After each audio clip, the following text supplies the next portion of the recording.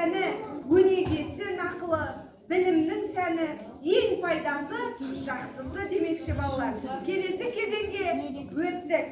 Олай болса, келесі кезеңнің тақырыбы ойлы болса, тауып көр. Бұл жерде балалар ойын өте қызық.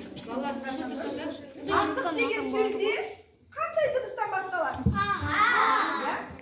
Бірінші дыбысы А. Дәл сол сияқты жылдам, топпен бірігіп, мен қазір суретке қоямын. Бір деген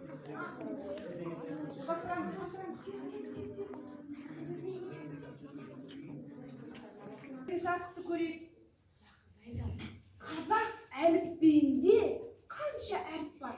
42.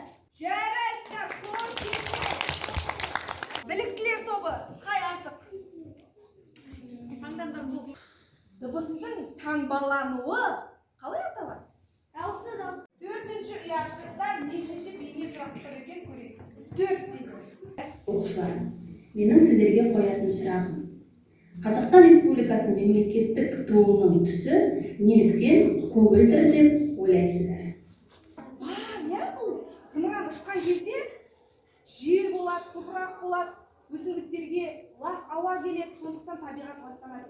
Ал қазір сендер экозымыран құрастыратын боласыңдар. Табиғатқа, адамға зардабы тимейтін, отпен ұшпайтын,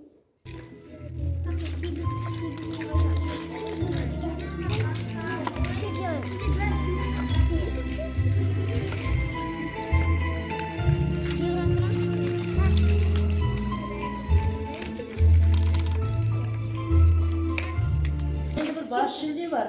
Бас жүлдені кімге береміз өзі? Ал